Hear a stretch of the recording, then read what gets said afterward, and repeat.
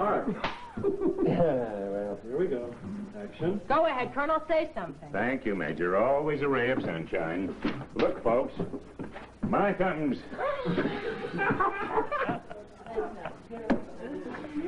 This is the reason we're not shooting. Any idiot can do that. You want a bigger challenge? Find us some better movies. That should be easy, considering the fact that the best one we've seen in months is your field pack, your the field pack. Don't get mad. I heard there were no casualties during my absence. There weren't. But what the? God damn it. You want mail? Get it yourself. You two. Ah, the postman always sneers twice. I'll get it, Klinger. Fangula manata diablo. Colonel Potter, are you ready to take... Could I have missed a bleeder in there? I thought of that. Which means I'm getting better, huh, Doc? Well, it sure looks that way. Even if I'm not, I sure like going better than not going. Last few days I knew how it felt to be Boulder Dam. You just take it easy. You still... I can't work with these people. You're wearing a green tuxedo. You dance where they tell you. Oh, but Colonel, perhaps in this case the Army has made an error. Private Conway really doesn't belong in an infantry Unit? company. Well, how are we doing? 所以生我好返啦，多謝你好多。 What is he saying? Either he's thanking me for saving his life, or he's got Chinese shorts. Margaret Houlihan. You nuts! You're out of your mind. Nuts? Is that it? You're barking up the wrong tree. Oh, shit. Changed that dressing this afternoon, and under no circumstances is he allowed to yodel. I almost said. Margaret, prepare to amputate. Isn't there any chance we can reconstruct? The artery's gone. I haven't got any time. If I save this leg, I lose that light. Okay.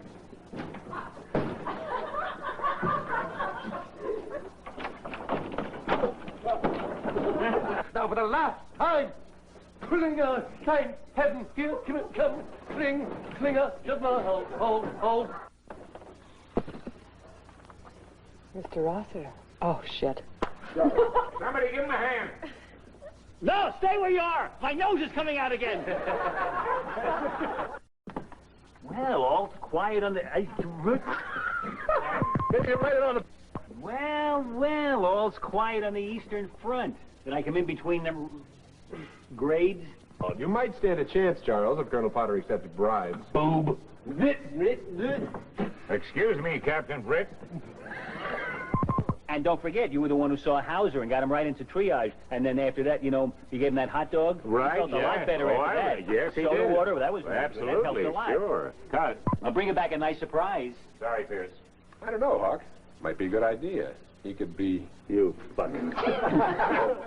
Oh, don't do that, Colonel. Let me go alone. This calls for somebody who speaks fluent hoi polloi. Cut the goddamn... Be associated with, and I carry the best wishes and all good fortune. The first was from Henry Kissinger. It's an outstanding achievement. Best regards, Henry Kissinger. Another one, congratulations to all of the MASH entertainment. I've always been a MASH lover, so I'm saddened by the news of the last day of shooting. I hoped it would never end. Good luck and God bless each of you. Jerry MASH Rap Party. This is a special night for all of you, and we know how proud you must be of your success. Ronald Reagan. 20th Century Fox Television for the appropriate thank you. He remembers the names a lot better than I do also. And Jamie, I have a cigar. Jamie, I would particularly like to introduce some people up here who perhaps, by dint of the fact that they don't appear in front of a camera, may not be as familiar to you as the 7 very gifted actors who kind of helped launch this whole thing 11 years ago, who really started it all. We're all equal here. Yes, but I'd love to have Loretta Swit be allowed the opportunity. I said no chivalry. Now you went from one extreme to the other. Chivalry or smut, make up your mind. All right, so why don't we turn it over to Loretta and have a good time.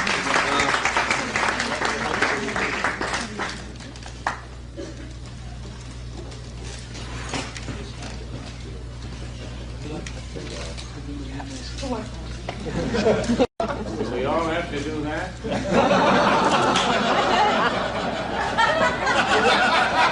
Only some of us who enjoy it. I really don't care about anybody here except my wife. She has to. Yes. Dan Jordan.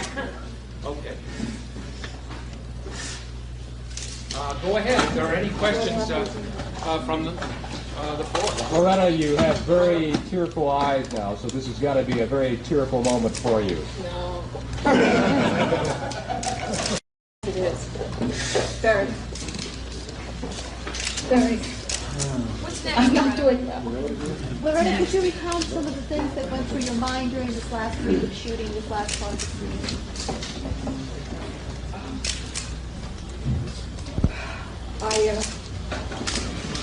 I think that I remembered a lot. I remembered the pilot. I remembered before the pilot. I remember meeting Bert and Jean and Larry. I remember the first day I met Alan. I remember the members of the cast who left. And we hugged each other a lot this week. And we kissed a lot, and that's not very unusual. But we did it more because we know we won't be able to do it every day for a while. What do you mean, all right, Hawkeye? Alan, what's next on your agenda? I think now it's interesting. I think of a line that Larry Gelbart wrote about that when I was being interviewed. And the interviewer said, this is in the interview show, the interviewer said, what are you going to do when the war is over? And I said, I'm going to go home and I'm going to sleep for 6 months. And then I'm going to go to Europe and sleep there for a year. And I do want to sleep. You know, what's interesting about sleep, the tension was so high for all of us on the set that I think a dozen people came up to me today and they all told me that they woke up last night at about 2 o'clock or 2:30 in the morning and were awake since then. And they said they heard from almost everybody else on the set that they had the same. And I was up since 2:30. None of us, most of us, were unable to sleep. But that's just this week. We really haven't slept much in 11 years because Larry used to stay up all night writing scripts the night before we began shooting. I've done it a number of times. You going to write a book? No plans? No. I'm going to rest, and after that, the next screenplay. What kind of creative mark has this show left on you? For me, well, it's changed my life. It's given me the chance to develop as a writer and a director, and as an actor. And I've learned to work with people in close in a way, in a creative way that I really never knew before and didn't know was possible. We've all learned that. We've all grown. We've all grown as people and as professionals, as artists. And we're really grateful for them. What is this show's legacy? What is it leaving the American public after 11 seasons? 250 episodes. How much are you going to miss this? Pardon? How much are you going to miss the show, the routine, even though you want to sleep? How much would you miss your arm? We're stopping because we feel that if we went further, we would risk squeezing it dry, not being able to give it our best, not being able to keep up the level of quality which generally has been high enough to make us proud, very proud of it. And we don't want to stop after we've reached the point of not doing our best. But we're going to miss it terribly. People always have been asking me how I felt, and people have often said, people in your profession have said, well, what's the one emotion you're feeling? And it's very difficult to answer that question. Because like MASH itself, I don't just have one emotion. They're mixed. Like MASH itself, I'm sad and happy. I'm very, very sad to be leaving my my intimate friends and my colleagues and my collaborators, you almost never get a combination like that. You collaborate with people, but they're usually not your intimate friends as well. We're all going to miss each other enormously, but I'm very happy because I'm so proud of what we've done. We've really accomplished something. Not every show is a gem. You can't be perfect. You know, nobody's perfect. But we have such a high average of good shows that, and the response we've gotten from people. We've all gotten very heartfelt letters from people, which I think is probably, in many ways, the reward we feel. If there was, I didn't hear it. Gary Morgan. I'm feeling very sad and sentimental. A couple of days ago, somebody asked me if I thought MASH had made me a better actor. And I said I didn't know about that. But I know it's made me a better human being. And there aren't many shows you can say that about. I've done about 100 movies plus, and this is my 8th television series. And the 7 of them weren't tough to walk away from at all. And I only mention the bulk of this because I think it sort of qualifies me as an expert on congregations of actors. And believe me, in my experience, there's never been a congregation of actors put together that would come within a mile of this bunch. And I'm going to miss them very much.